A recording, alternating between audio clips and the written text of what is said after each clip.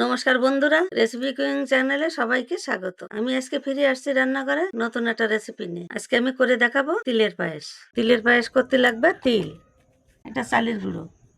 চালের গুঁড়োটা একটু মোটা করে করতে হয়। আর লাগবে চিনি,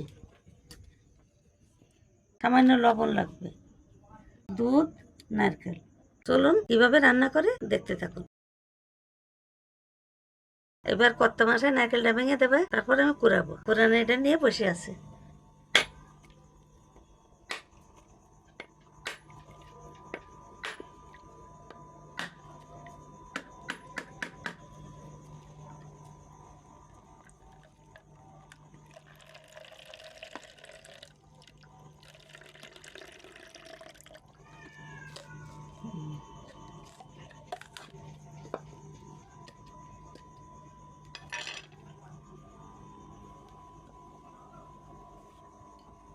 দারুণ নারকেল। নারকেলটা খুব মোটাই, হুম, হেভি মোটা নারকেল, খুব সুন্দর নারকেল হয়েছে।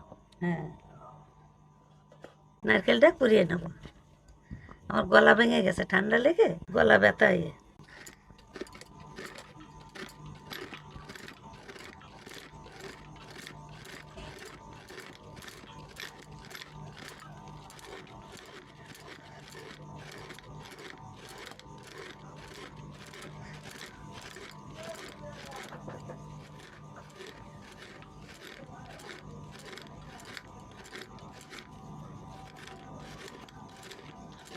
আমার নারকেলটা কুড়ে নিয়ে গেল, আমি এবারটা রান্না করতে যাব।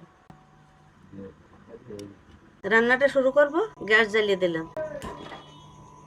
এই হাঁড়িটা দুধ জাল দিতে বসাবো। দুধটা জাল দিয়ে নেবো। দুধটা ভালো করে ফুটাই নেব।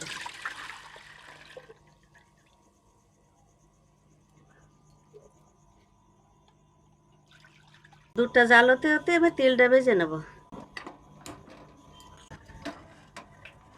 কড়া গরম হয়ে গেছে, আমি তেলটা ভেজে নেব।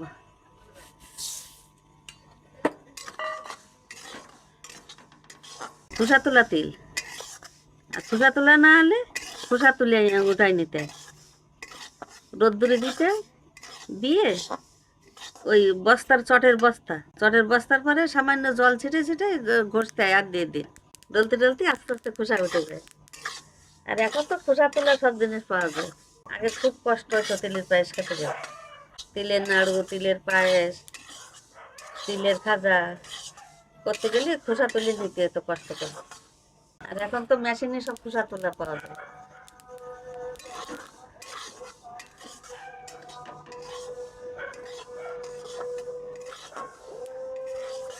আর তিলটা ভাজা হয়ে গেছে, এখন নামাই নেবো।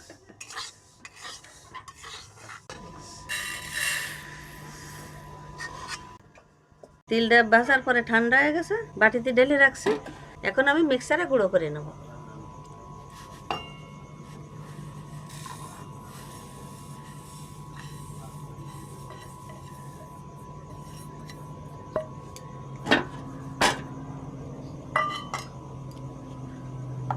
দুধটা ফুটে গেছে, তেজপাতা, ইলাচ ইলাচ ফাটিয়ে দিলাম। এবার দিয়ে দেবো চিনি,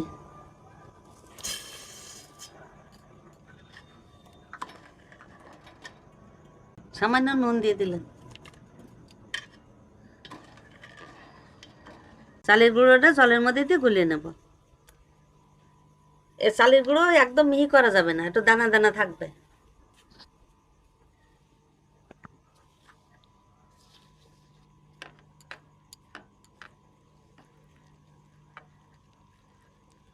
গরম দুধের মধ্যে দিলে দলা দলা হয়ে যাবে, তাই আমি আলাদা গোলাই নিচ্ছি।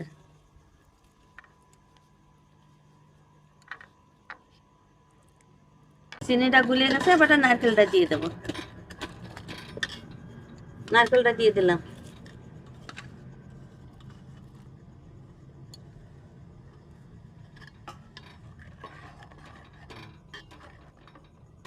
দুধটা ফুটে গেল সবটা দিয়ে সামান্য একটু গুড় দিয়ে দেবো। গুড় দিলে কালারটা ভালো হবে। পাটালি গুড় গলে গেছে। এবার চালের গুঁড়োটা গুলাই নিয়ে দিয়ে দেবো।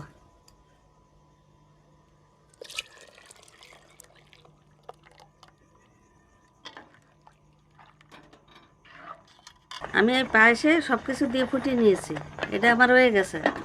এখন আমি এই তিলটা ভেজিয়ে মিক্সারে পেস্ট বানাই নিয়েছি। তিল, এটা তেল তো, এটা মিক্সারে গুঁড়ো হয় না, মানে তেল তেল দলা হয়ে যায়, তাই জল দিয়ে পেস্ট বানিয়ে নিয়েছি। পেস্টটা এখন দিয়ে দেবো, অল্প করে দেবো আর ঘটবো।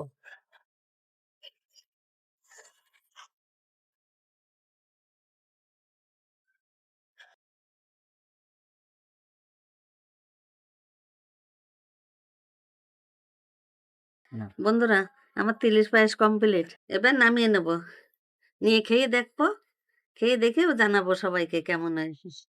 নামিয়ে নিলাম। এবার আমি এই থালাটায় অল্প করে তুলে নেব টেস্ট করার জন্য কেমন হয়েছে। এবার খেয়ে দেখবো কেমন হয়েছে, ঠান্ডা ঠান্ডা হলে খেয়ে দেখবো। এই নাও তিলের পায়েস, খেয়ে দেখো। তোমার মা কি তোমার ঠাকুমা বানায় দিত।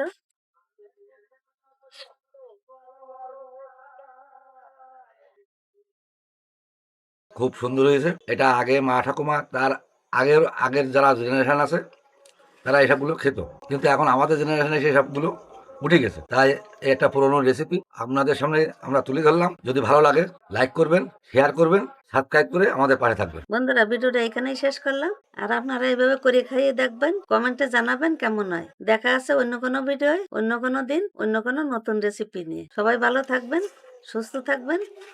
নমস্কার।